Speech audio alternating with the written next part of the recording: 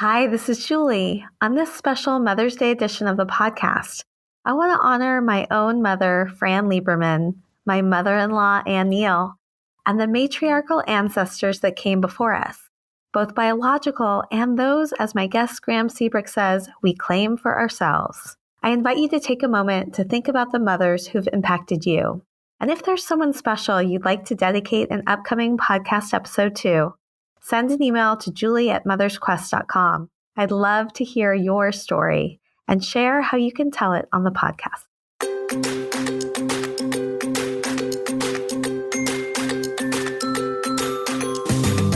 Hi, and welcome to Mother's Quest, a podcast for moms like me ready to live our own truly epic life. I'm Julie Neal, a life and leadership coach, community builder, writer, and mom to two high-energy boys who challenge me to grow into my best self. I'll be right there. Where was I? In the months leading up to a big milestone birthday, I decided it was time to stop sidelining my dreams and realize that I'm the hero of my own journey.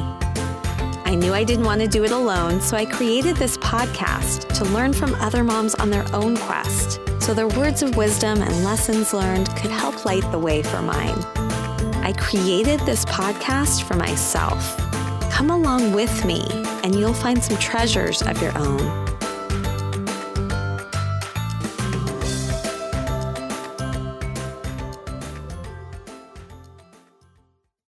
I'm so honored to bring you the special Mother's Day edition of the Mother's Quest podcast with Graeme Seabrook, a woman whose recent writing on reclaiming ourselves in motherhood through a mother's Bill of Rights had me laughing, crying, and cheering out loud. The moment I read it, I knew I wanted to have this conversation on the podcast. Graeme is a motherhood life coach who bases her approach to coaching on the belief that you must be a priority in your own life in order to thrive. Following a traumatizing birth experience and postpartum depression, anxiety, and PTSD, Graeme began a healing journey as a mother and a woman. Believing that our global culture treats mothers as if we're inhuman and expects us to be superhuman, she helps mothers reclaim our humanity through her work as the founder of the Mom Center, a social and coaching network for mothers, and through her speaking and writing. Before I share more about what we discuss in this episode, I want to introduce another powerful mother who is also a trainer, coach, and mentor to many, Desiree Attaway, who provides this week's dedication to Graeme herself. Hi, my name is Desiree Attaway, and I'm happy and proud to talk a little bit about Graeme. So, in a previous life, I was a doula, and I understand what it means to help other mothers bring babies into this world. And honestly, really to think about the path, specifically for mothers of color and children of color, what we're bringing them into with all of the disparities that we know affect women of color, especially Black women, during the birthing process. It's been an honor and a pleasure to watch Graeme evolve and grow in her work and in her stories and in her messaging. She continues to support women in also being themselves, but being mothers, really fighting the way that we're socialized in this society and grounding the work that she does in terms of parenting and caring for other mothers in love and joy and support. And so I am a big fan of her work, and I just know all of y'all will be as well. Thank you, Desiree, for that lovely tribute to Graeme. The joy and love that you see in Graeme was something I felt throughout this conversation as she generously shared about her lifelong quest to become a mother, the disillusionment she experienced in her first months of motherhood, and how she reached out for support to reclaim her life, something she now pays forward by creating and holding space for other mothers. We discuss the ways that living an epic life resonates for her, the epic guideposts in her life, and how the floodgates for impact opened as she crystallized everything she's experienced and thought about into the Mother's Bill of Rights, with 10 articles which I think are revelatory. A mother's right to personhood, privacy, space, care, voice, respect, name, dreams, desire, and visibility. This conversation felt like a reunion with a wise, lifelong friend, and I was spellbound by so many of her true truths, as Graeme calls them, about motherhood, sisterhood, and personhood. Among them, that every time we speak our truths, we create more space for people to share theirs, that we can heal each other and set each other free. And when you show up as your whole self, you cannot help but notice other people and their whole humanity. Just in time for Mother's Day, I hope this conversation inspires you to examine your own truths and that you'll record and share with us what you uncover using the hashtag 1MinuteMom Manifesto.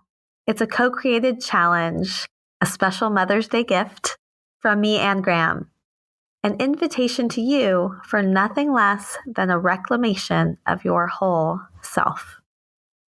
I'm Julie Neal, and this is Mother's Quest.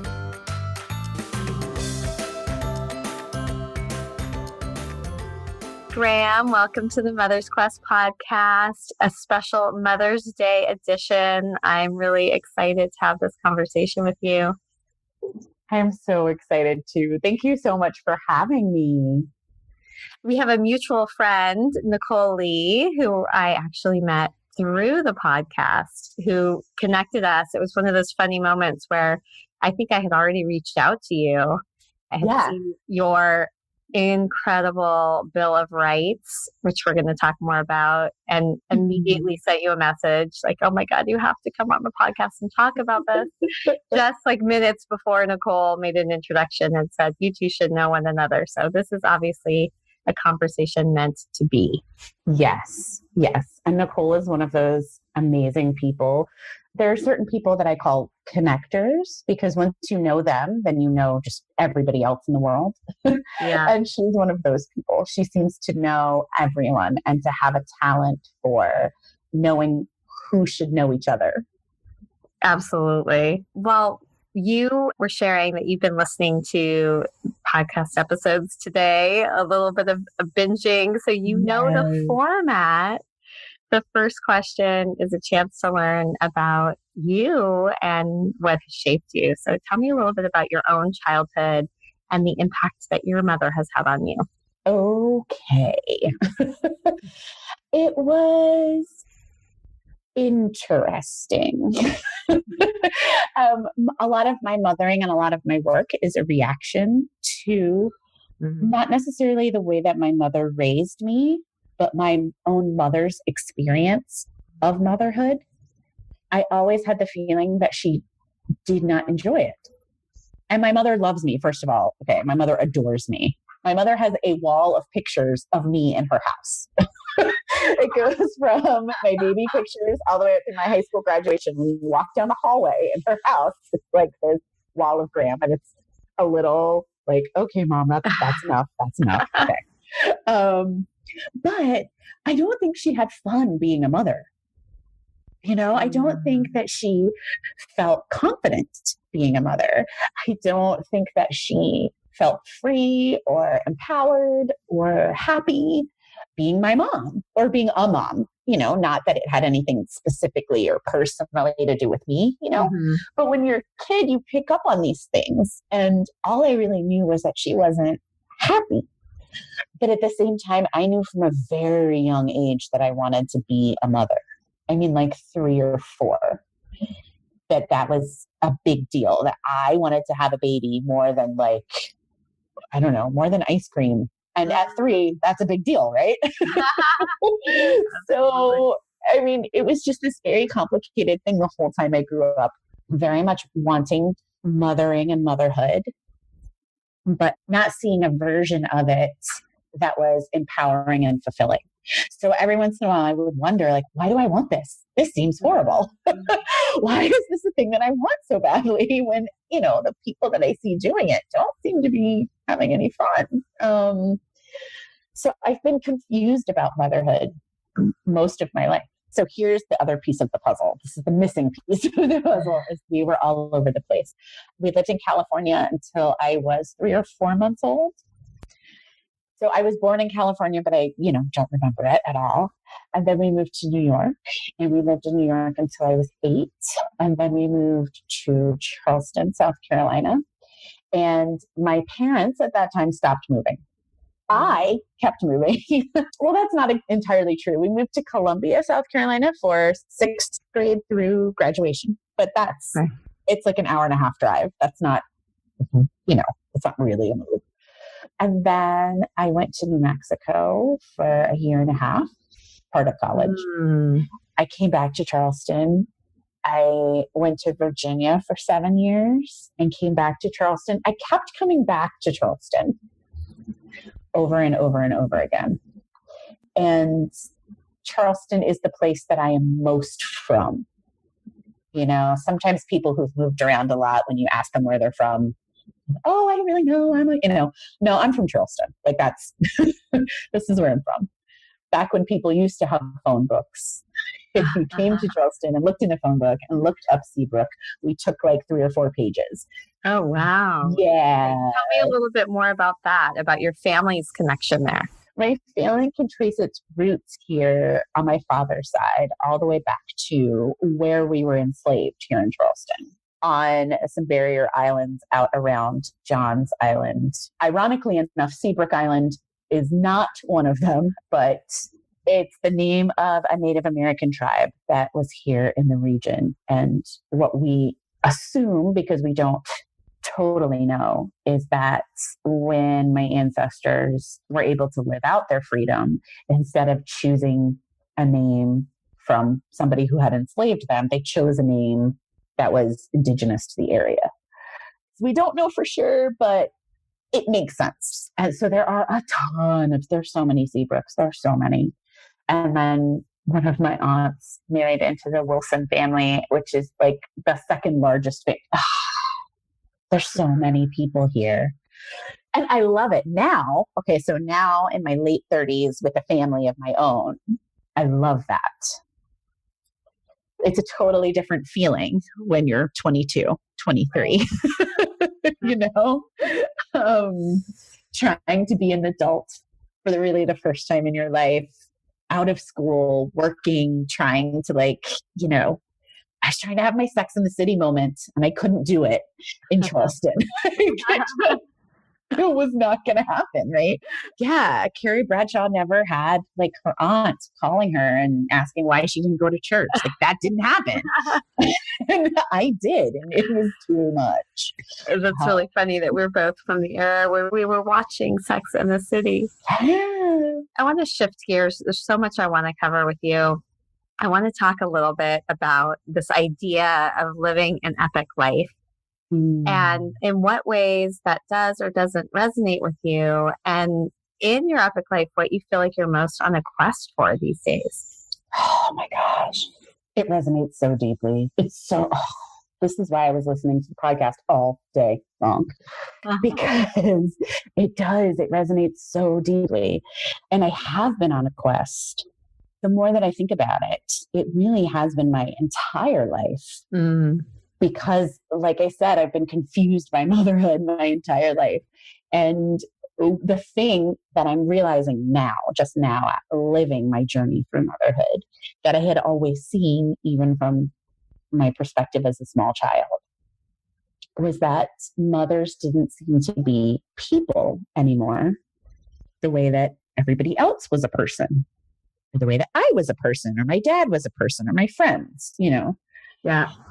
So now, from not 3-year-old Graeme, from 39-year-old Graeme, it is a quest for my humanity, for defining what that is, and how my personhood and parenthood come together, or where they pull apart. It's like watching a very slow dance. And trying to really interpret it, because I can't choreograph it. I can't. There's so much that's out of my control, right? There's so much. But just trying to interpret it as it's happening, as I'm living in it, trying to understand what is happening to me and what is coming next, and prepare myself as much as I possibly can. I'm reading a book right now a series of books by Octavia Butler. The first one is Parable of the Sower, and the second is Parable of the Talents.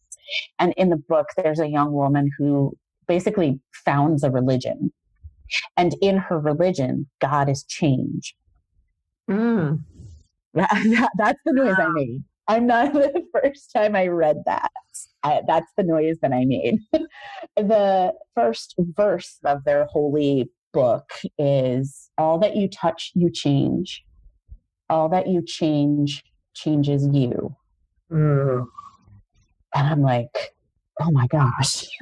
I just read it and read it and read it and read it over and over. And I was like, I know this is fiction. I understand this is fiction, but whoa. Can you say that again? Right? It's really deeply amazing, right? Everybody just run out and get this, but you don't even have to run out. Just get on your phone. Download it. Go online and download this book. It is, all that you touch, you change. All that you change changes you. And there's more, but it ends with, God is change. And it is really, oh my goodness. And of course, in the book, there's a whole mother and daughter story, because really everything that comes into my life lately, I didn't know there was a mother and daughter story. I'm an Octavia Butler fan, and everybody had been saying to me, but you haven't read this one. You have to go read this book, right? So that's how it came into my life. But I was completely unsurprised that the second book in the series is written from her daughter's perspective. Right. Completely unsurprised. I was like, well, of course there's a mother and daughter.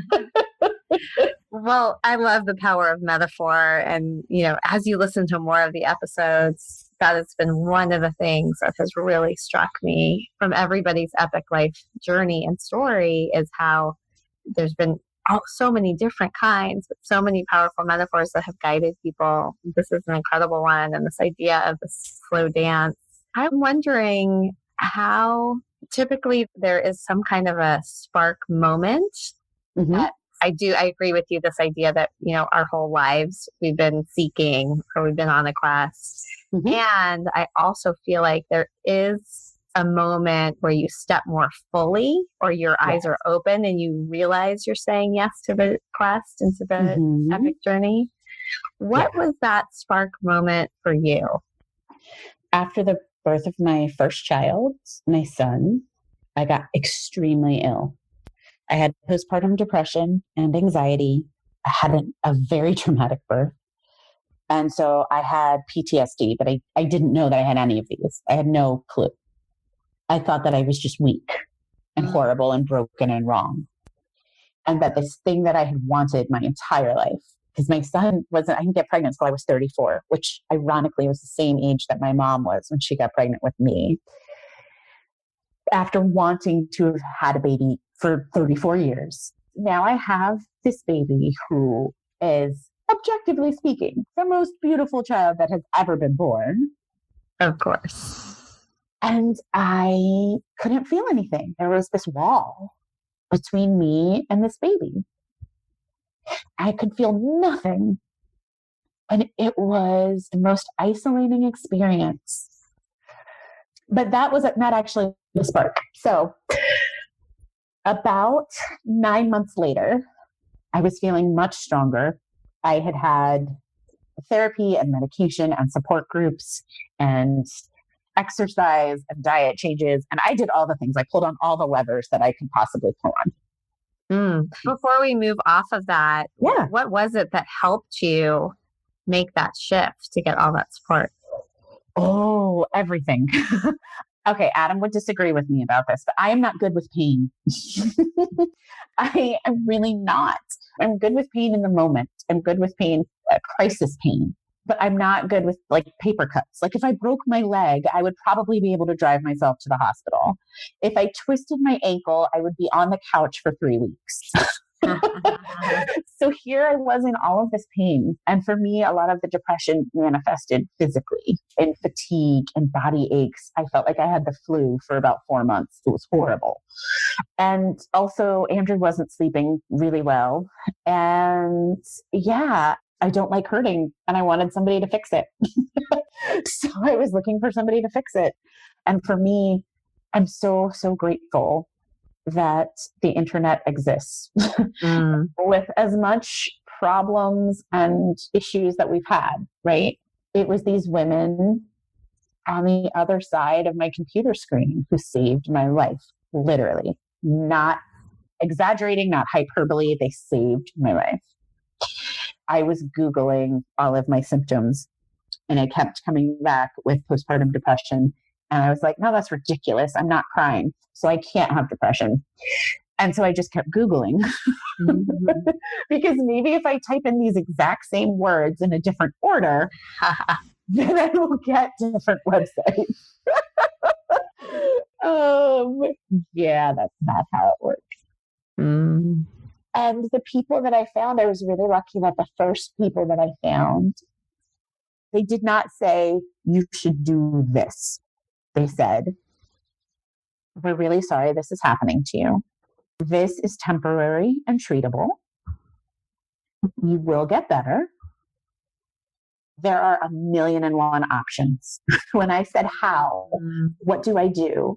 They said, okay, so you can go to therapy. You can get medication.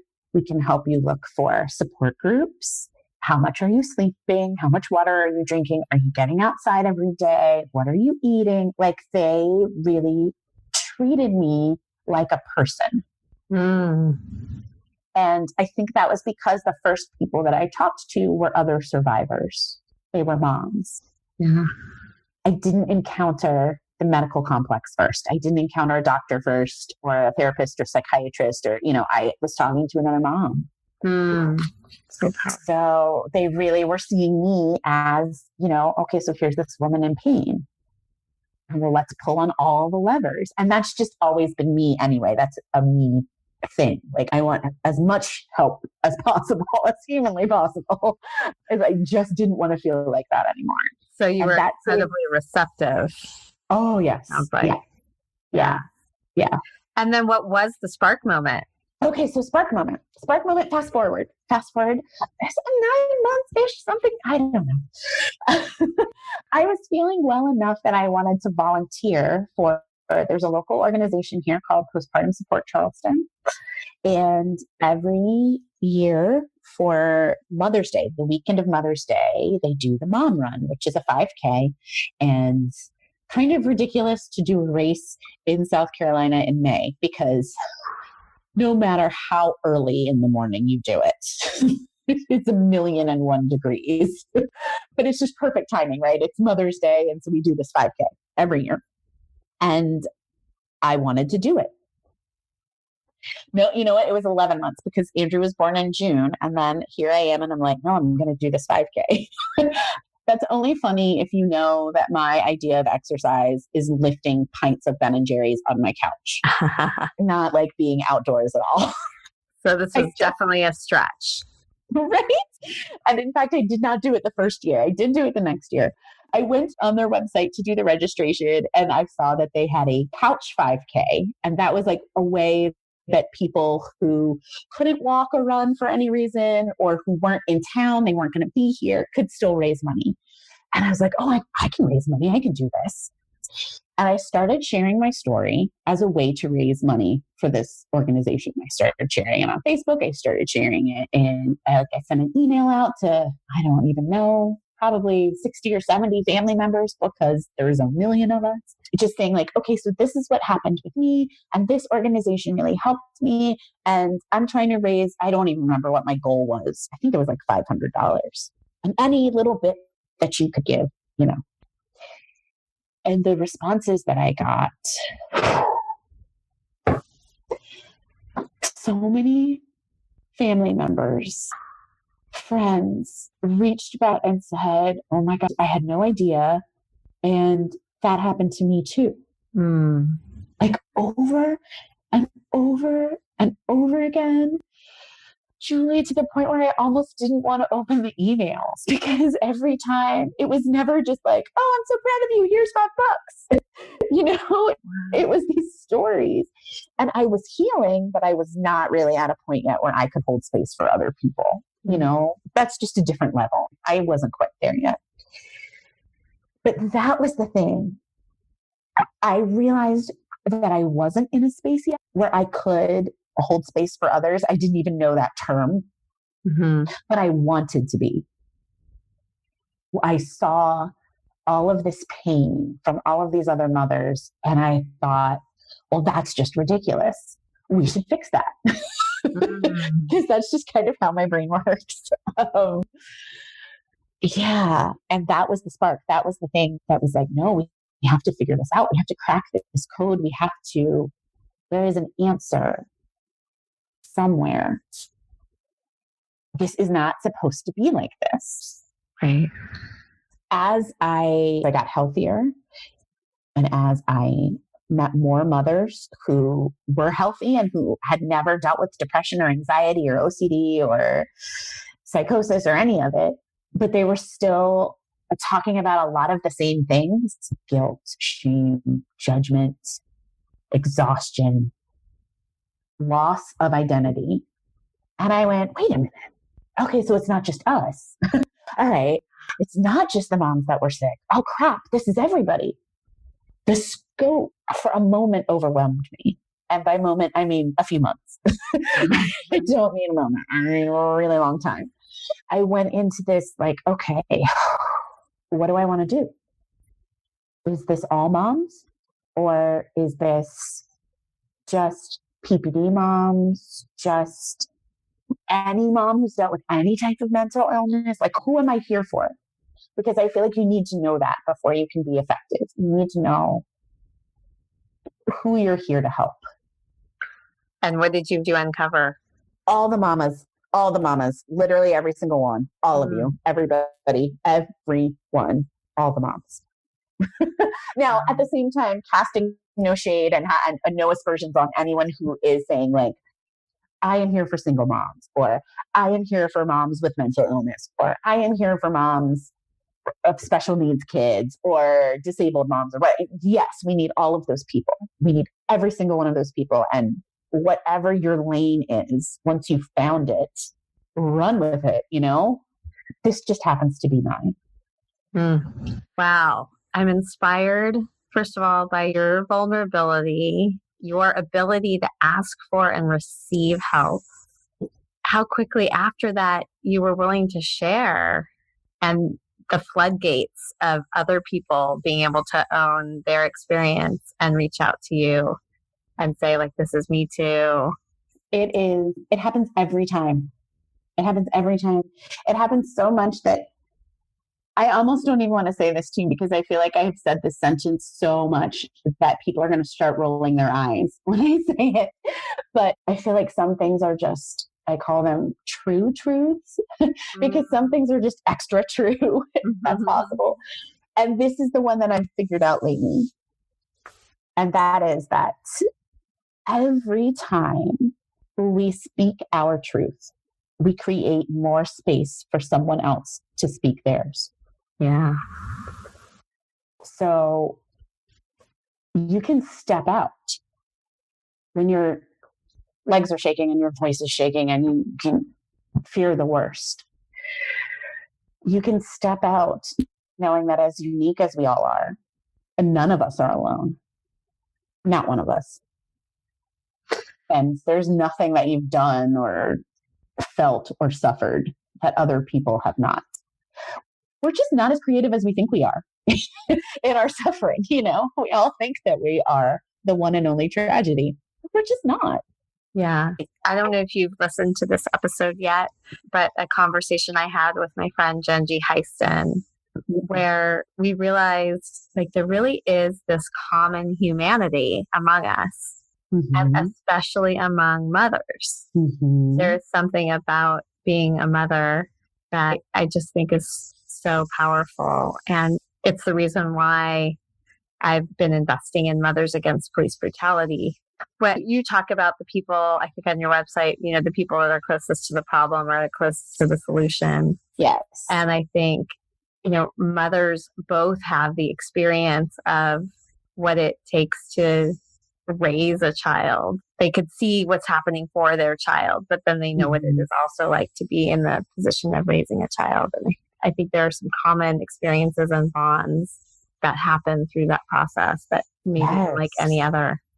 Yes, exactly. We are the ones that can heal each other and can set each other free. Let's start to talk about the EPIC guideposts. So EPIC is this idea of living a life that is like for the books, that we look back on and feel like it was filled with all the things that matter most. And it's also an acronym mnemonic for the guideposts that I think help us to live that life when we're raising our children. And the first one, E, stands for engaged mindfully with our children. Tell me what you've learned about how to do that and how to approach it from this unique perspective you have of reclaiming your right as a mother. I say to all of my survivor moms, and this is survivors of trauma, survivors of addiction and mental illness and maternal mental illness, that we have a superpower, which is our 12-step programs and our therapists have taught us all of these emotion words. And there are so many parents out there who don't have that, right? And I know that in parenting, my kids are 2.5 and 4.5. And my 4-year-old just today said to his sister, "You are not expecting my brownies," which meant you are not respecting my boundaries. I love it. But my 4-year-old understands what boundaries are, and that his sister really was. She was, in 2-year-old fashion, she was extremely loudly violating his boundaries. Mm-hmm. He has seen me cry. He has seen me sobbing on the floor. Is there a huge part of me that wishes that he had not seen me sobbing on the floor? Yes. But because of my 10 million years of therapy, I was able to say to him, like, you know what, mommy's really sad right now. And that's okay. I get to be really sad right now. And sometimes you're really sad too. And he nodded his little, this conversation that I'm specifically thinking of. He was around 3. And so he still had that super fat, chubby face. So his little cheeks kind of turned down, and he just nodded. And I know he was thinking of some time when he was sad. And then we just sat there, and it was like, you know what? I think a hug would make me feel better. And he gave me a hug. And did I feel a million times better? No. There was an element of fake it till you make it in there, right? But it was also a moment of honesty between the two of us. And he learned in that moment that sometimes mommy thinks about things that aren't me. What? Shocker. And that sometimes mommy gets sad. And that even when mommy is sad, I'm still safe and she still loves me and everybody's still okay. It's not the end of the world. It's just sadness, Yeah. And we've built on that foundation all of these other things, that sometimes mommy goes on vacation by herself. Yes, she does. And it is fabulous. And sometimes he goes on vacation by himself. Well, this is what he calls going on vacation by himself, is that he goes to his grandparents' house. And that's his vacation. Vacation. Sorry, it's a vacation. One day he's going to pronounce all of these words correctly, and I am going to cry so hard. Right. Don't try to correct it too soon. I don't correct any of it. What I usually do is run for my phone. And if I can't turn the video on, then I at least turn the audio recorder on, and I'll say, "What was that, buddy?" And then try and get him to say it again.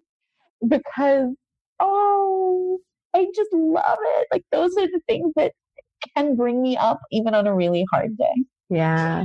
Sorry, we got sidetracked. Yeah, no, that's okay. So what I'm hearing here, what I'm really taking away in terms of engaging mindfully with your children, is that you bring your whole self with your whole wide range of emotions Yes. And that you allow them to see you and to know that there is more to you beyond just your connection and relationship to them, that you also create time for yourself. And then even in this little story about the way that your son is speaking, I also hear that you really see your children in the full range of who they are and, really want to capture the moment, not rush it away. Yeah. And we'll see, that's the trick. So this is what happens when you show up as your whole self and you bring your entire self into a room. You cannot help but notice other people in their entire humanity. Because the dark parts of you are going to notice the dark parts of them. The quiet parts of you are going to notice the quiet parts of them. All the introvert and extrovert parts of each other. We're going to see all of that. If I only bring in the mother part, then I only see him as a child part, right? Yeah. When I bring in all of me, mommy and Graeme and all of it all together, then I have to see him as my baby, but I also have to see him as Andrew, his own person that he has ownership of. And that's hard. It's hard. That's like, oh, I don't always want to do that. I don't always want to, honestly, I don't always want to do that. That is a lot of work. For me, that's where the work comes in. Yeah. Wow. So good. Let's move to the next guidepost, P, which stands for passionate and purposeful. And this is about the impact that you make beyond your family. Tell me about how you're doing that today. And in particular, there's been so much that you've been rolling out in the last few weeks. I don't know how, you'll have to share at some point too, maybe like a productivity tip, because I'm like, how are you creating this? And it's also genius. So tell me how you are making your difference right now.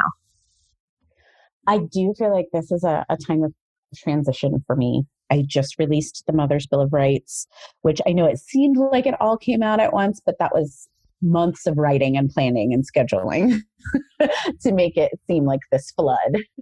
And I opened the Mom Center, which is a private coaching space. It's half social network and half group coaching. Hopefully it's the best of both. That for me right now is where I feel like the deepest impact is happening, because the moms that are there are getting full focus. When I am tuned in there, I am tuned in all the way. And that is where so much of my work is happening right now. And then I also have my website. And once I finished writing the Mother's Bill of Rights, it was like the taps had been opened. And I think right now I have 7 or 8 blog posts that are scheduled. Wow. That are just ready to go. So the words are coming. They're coming. Yeah, it's just the crystallization of everything you've been thinking about, working toward, evolving. It is so powerful. Can you give us, I know we're going to include links to all of these things, but can you give us the overview of this idea of a Mother's Bill of Rights and a little taste of it? Sure. It is. So the basic premise is that you're a human being. I know this is shocking. So you're a human being, and that you didn't stop being a human being when you became a mother. That there's no point at which you gave up your humanity. And it's about reclaiming the basic human rights that motherhood, as the way that it is practiced here in the US, tends to steal from us. So I got the idea to make it a Bill of Rights, and our Bill of Rights has 10 articles, and I thought, okay, there you go. And then they all just kind of popped into my head. So they are personhood, privacy, space, care, voice, respect, name, dreams, desires, and visibility. It's a lot. Tell us in a nutshell what they each encompass. Okay. So personhood is first because it really encompasses everything else on the list. It is the idea that you need to reclaim your personhood from parenthood and separate the two. Privacy is that you did not give up the rights to your body, your thoughts, your mind, your space, which is the next one, that some things are allowed to be private. Space, I give the analogy of the mom in the bathroom with the tiny little fingers stuck under the door, right? That you are allowed to claim your space and you don't have to open that door. Care is all about mothering as caregiving and mothers receiving care with grace, which is hard for us to do a lot of times. And voice is about the power of mothers' voices when we raise them collectively and speak our truths. Respect is about the lack of respect that we have for the work of mothering. And when I say we, I mean we, literally every single person within the sound of my voice, including myself. Name is about the fact that your name is not mommy. Somebody named you, or you chose a name. And mommy is one of the things that you are called, but it is not your name. Dream is about the ones that we have let go and the ones that we haven't found yet. Desires is just what it sounds like. We talk about sex and all of the myths and mythology around mothers and sexuality. And then the last one is about visibility, and it's about really being seen as a whole human being. So personhood comes first for a very specific reason, and visibility comes last for a very specific reason. They are bookends of the whole thing. Would you mind saying the last one again, the visibility? Sure. Visibility is about each of us stepping into the light and being seen as whole human beings, right? And so personhood came first for a very specific reason, and visibility came last for a very specific reason, right? They bookend the whole thing. Yeah. I love it.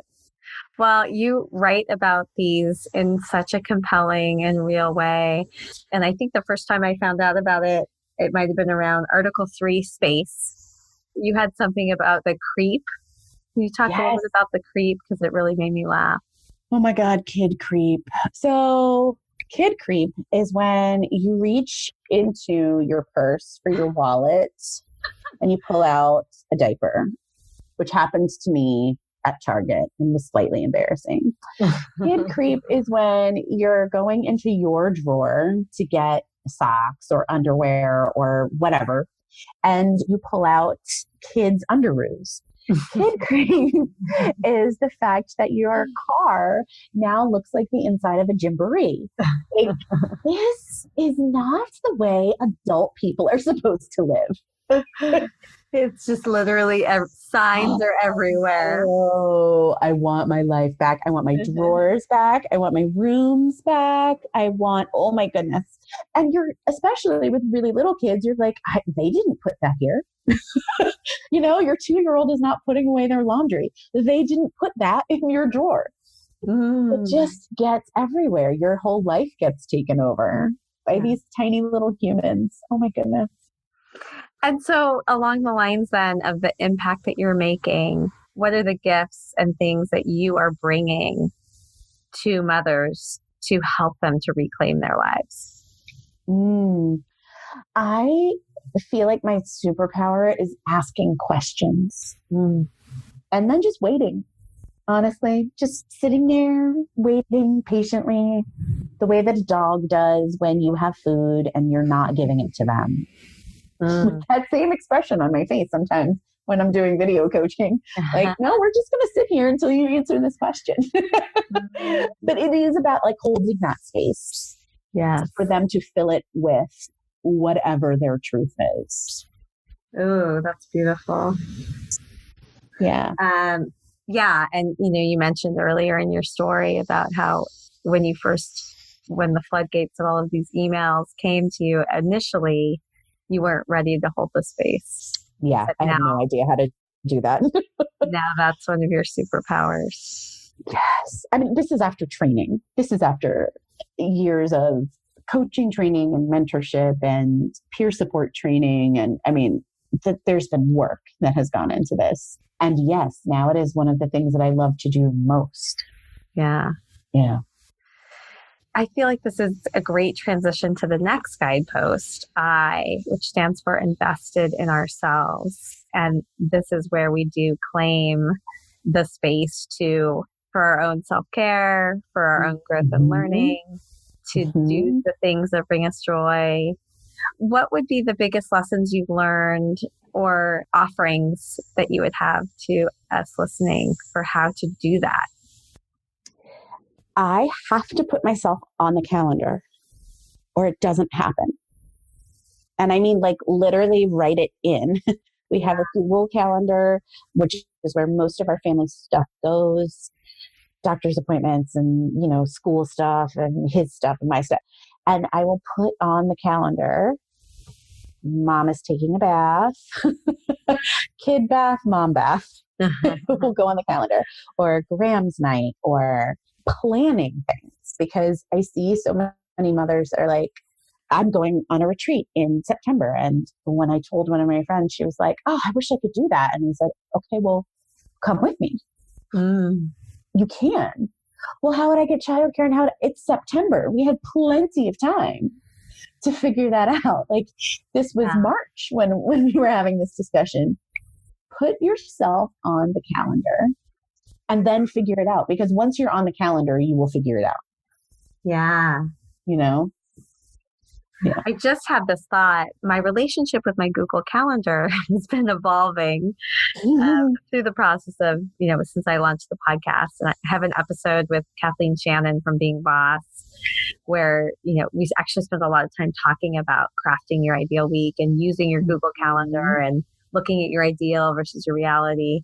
And I'm still working on it, kind of time blocking and thinking about like certain days and times for things. I feel like I just keep getting going another layer to try to make it work. And as you were saying that about putting yourself on the calendar, I think I'm going to start actually like labeling I dash, and then whatever it is. Yes. And maybe and commit to like, I need to see at least like, I don't know, 3 or 4 specific things per week. Oh my gosh, going you're on making me so happy right now. Thank you for that, planting that seed. I think that would be really helpful. Okay, so here's a pro tip. Do that first. Go scroll through and find the next clear week where there isn't really anything on the week yet. Ooh. Put yourself on the calendar first and hold that space. And if somebody says, oh, this is the only time I can come be on the podcast. Oh, well, too bad. You're busy. That is like next level. That's like level 10 self-care right there. It's a big deal. Level 10. I love it. I'm inspired. Let's move to the next guidepost, C, which stands for connected.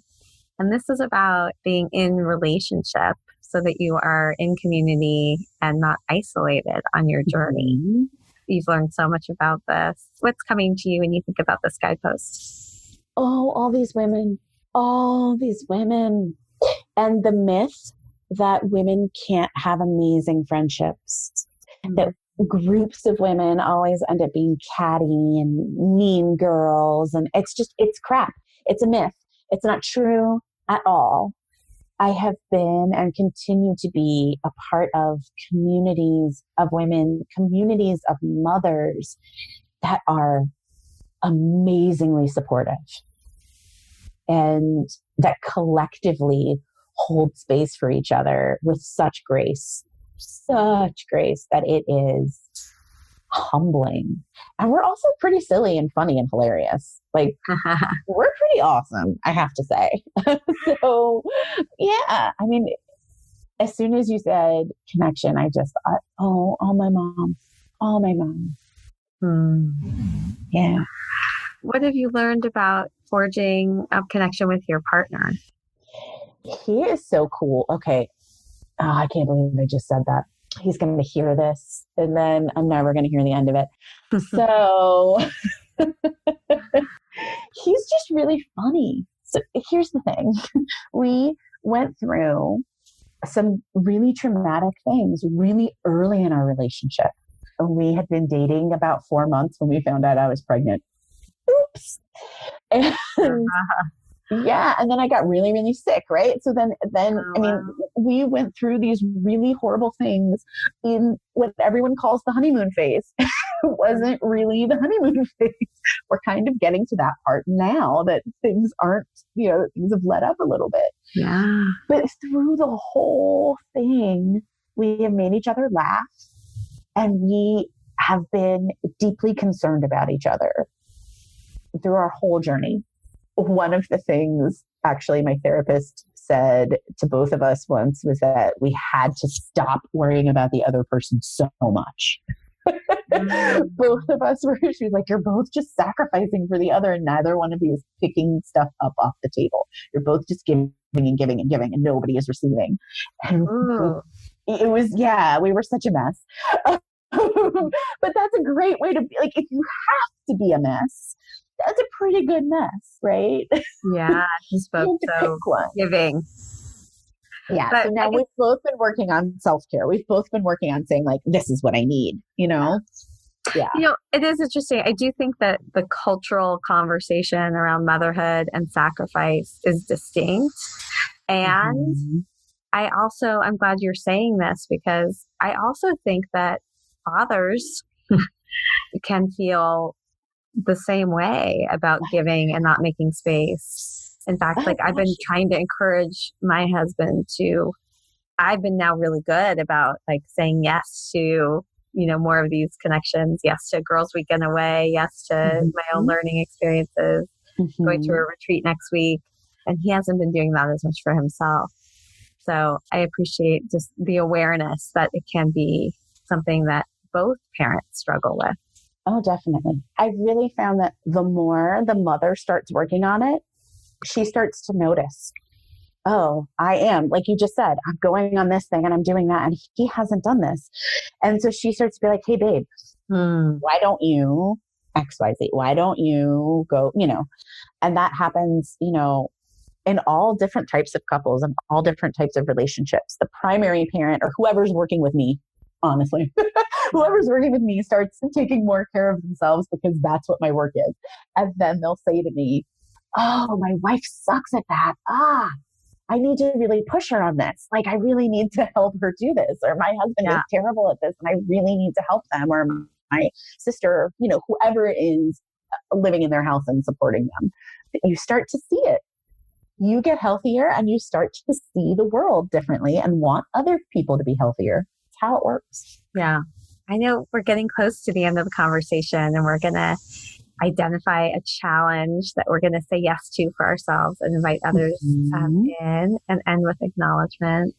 But before we do that, I like to ask people about something I call an epic snapshot moment. So this idea is, a moment where time kind of slows down or stands still, and you feel like you are experiencing everything that matters most, and you just would like to bottle it up if you could. What is a recent example of an epic snapshot moment in your life? Oh my goodness. It was yesterday. I had a conversation. I went to a retreat in March, and one of the speakers is a woman that I have admired for so long, and was so nervous to be at the retreat with her. Like, I was just really nervous that she was even going to be there, because I thought I was just going to fangirl and embarrass myself. And her talk and the exercises and everything, she just broke me wide open. And a lot of the work that I have done since then can be directly traced back to that experience of meeting her. And she reached out to me and said, hey, would I mind talking to her about her talk at the retreat? And she was just looking for some feedback, and she's always trying to grow and get better. And, and I'm like, yes, Lauren, any possible moment that I can be in your presence, yes, I will do it. And while we were having the conversation, she said that one of the pieces I had written, that every time she read it, she cried. And that every time she tried to explain to anybody else why it was important to her, she started crying. And that she was just sharing it with everybody. And oh my gosh, to have somebody say that to you when you just adore them, you know? That was really big. That was, yeah. I don't even know that I have words for it right now. Epic is a word. Epic is the word for it. Epic does capture it. What was the exercise and what did you write? Oh, okay. So she has you walk through this idea of becoming an ancestor now. That you're not going to be an ancestor after you're dead or when you're like in your 80s and you're wise, but that you can live your life right now in this moment. I'm getting chills like just saying this to you. Wow. Live your life right now in this moment as an ancestor for your children, for your children's children, for their children, but you do it right now in everything that you do. And I had always thought of it as something I had to earn. I had to prove my worth, right? Yeah. I actually wrote a piece on Medium that was called My Ancestors' Wildest Dreams. Ooh. And it was about the idea of like, what if it's just me living my life, loving my kids, doing my work, cooking food, taking a bath, you know, and that is what they wanted for me, just peace and freedom, because that's what I want for my children and their children's children is just peace and freedom, whatever that means to them. Right. Amazing. It was all her. It was all Lauren. That was not me. That was Lauren. That was totally Lauren. We'll definitely include the link to that. And I can't wait to read it. That's incredible. On the subject of ancestors, you mentioned before we pressed record that you were getting ready to move and that it's evoking a lot of feelings for you because you can retrace your family's history to where you're living now. So I have some curiosity about like, what is the impact of that connection to your ancestors and how do they inform how you want to live your life and show up as a mother? That's a whole other episode. Because there's just it's such a rich history of teaching, quite honestly. That is the word that comes to mind first. My father's mother just gathered all of the children of the neighborhood and taught them how to read in her kitchen. And this was in like the 40s here in Charleston. My dad is 89 right now. So, which is a little, my dad was 50 when I was born. So I have a slightly different experience of ancestry than maybe others do. I'm named after her. And the women in my family are extraordinary. My name is extremely important to me. The names that I have given my children, they matter deeply. It is a passing down and a legacy. So leaving here is, there are so many levels to it. And I actually will be doing some things like going to places that are important to our family and collecting soil from them and taking it with me. And going to the beach and putting a little bit of the ocean into a mason jar and taking it with us to Colorado because there's no ocean in Colorado. I don't know if you knew. It has been a coming to terms with the fact that they are already in me. And I think that's part of why Lauren's talk was so transformative for me, that I have already joined them. It is not something that I have to wait to do, that I am already a part of them. And they have been with me this whole entire time. And they are already with my children. We're not alone. Yeah. Even if we're not physically here, right? We're not alone. So yeah, that is the connection. That is what we will be taking with us. That's really beautiful. And I think, around Mother's Day, this realization, which I've been getting more curious about for myself too, that we are, connected to our matriarchs and just this way in which, we are building on the legacy that they created for us and passing that to our children. Yes. And imagining Mother's Day not only as our own day, but a day to really honor and remember our matriarchal lineage that brought us here. Yeah. In my mind right now, listening to you.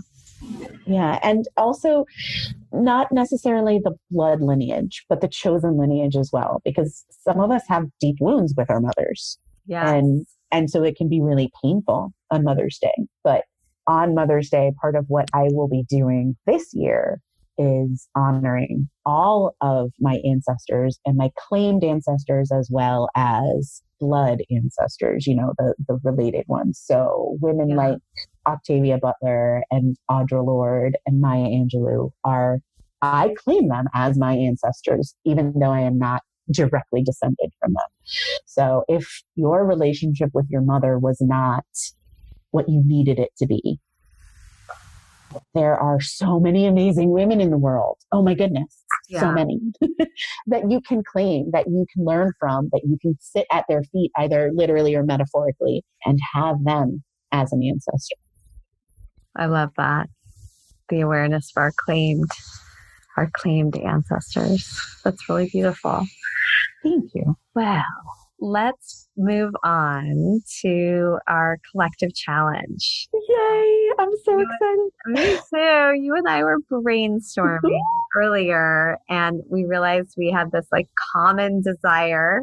Usually I would have you give me a challenge, but instead we're co-creating this one, which I think is going to be amazing. Do you want to explain it? Well, it started because I called the Mother's Bill of Rights a manifesto. And you said, oh, manifesto. And we had the same thought kind of at the same time. So this challenge will be for all of you listening to create your own manifesto. Can you hear all of them just freaking out? Like, I can't do that. Oh my God. Yeah, it's too big. So Julie solved that problem for you guys though.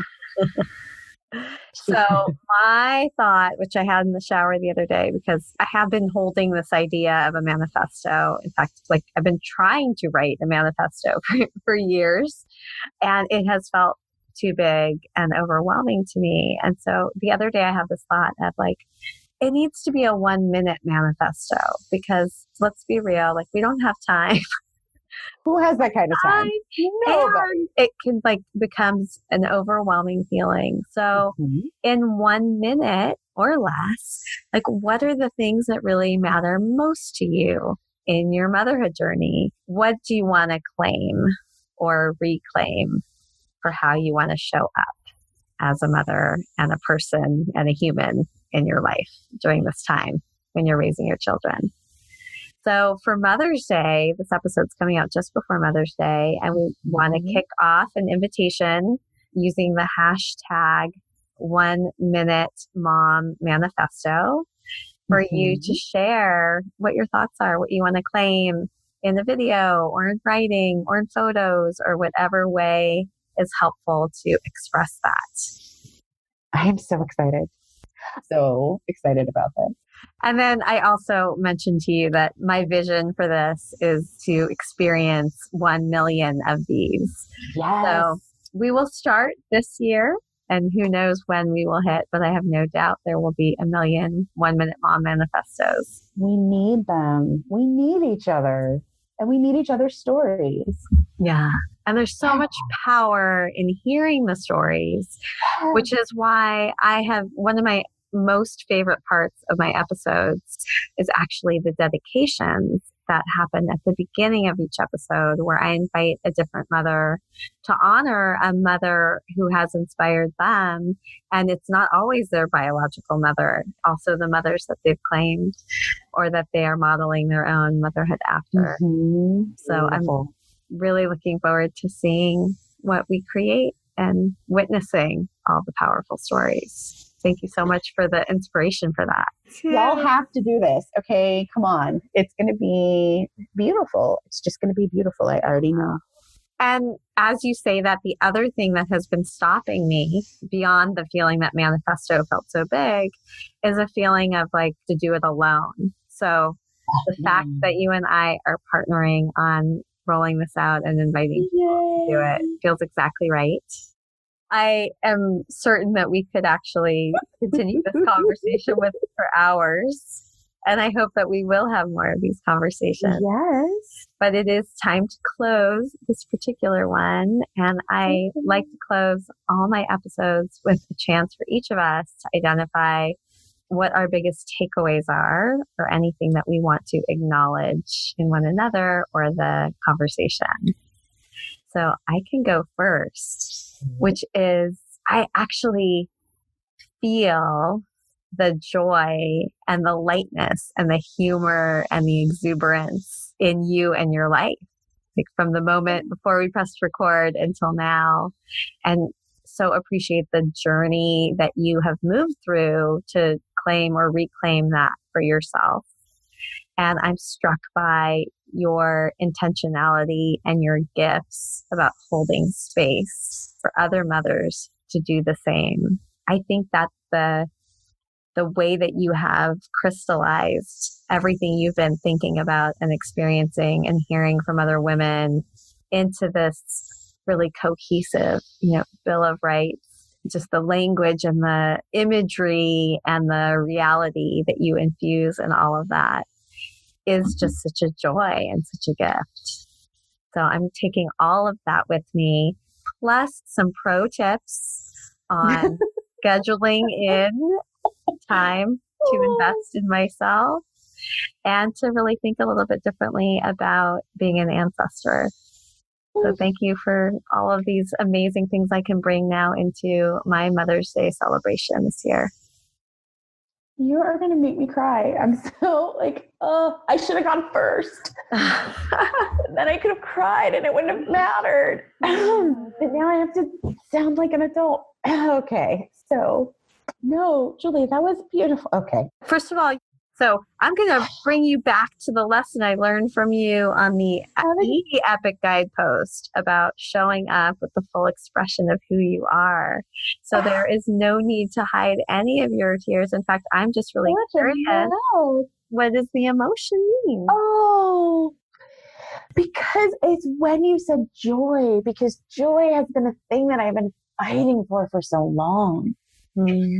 So the fact that you can feel it, that just makes me really happy, like really, really happy. And I cry at everything. Oh my gosh. I cry at everything. I cry when I'm sad and mad and happy. And that means so much. It really does. Yeah. And what are your takeaways? Oh, I love the fact that I got to listen to the podcast so much today, because this feels just like a continuation of what I've been listening to, instead of, at times, it feels like listening to it myself instead of being in it. It's a little bit surreal. Yeah. This structure that you have created for this conversation just immediately gets to the meat of things without making people feel pressured. There was no moment during this conversation where I felt like, oh, I have to come up with something deep or something worthy of some type of a snapshot or something. The way that you have guided this whole conversation and held space for it has just felt very comfortable and natural. And I know that it's not easy. So I really appreciate it. I appreciate the questions that you've asked. I appreciate the thought that's gone into them. It just feels really good. It feels really good to be doing this. I want to just keep talking to you. Well, thank you. When you were talking about the conference that you went to and the way that you felt when the person who led you through that exercise reflected back the power of your words, hearing you talk about how much the podcast conversations that you've been listening to today are resonating for you, and that you felt that same space for reflection and connection in our conversation means everything for me. Oh, so that is so glad. The highest compliment. And I'm so excited to know you and to be kicking off this challenge together. And I have no doubt that we will continue to be in connection with one another on this epic life journey of ours.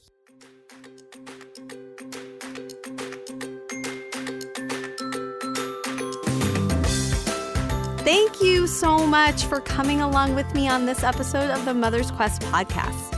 I hope this conversation sparked something that will help you live your epic life. If you'd like to get show notes and learn more about the Mother's Quest community, head over to mothersquest.com. And while you're there, I would love it if you would follow the prompts to subscribe, leave a review, and help us spread the word. I want to end with some words to help light the way on your quest. Seize the day. Love your people. Honor your gifts. Until next time.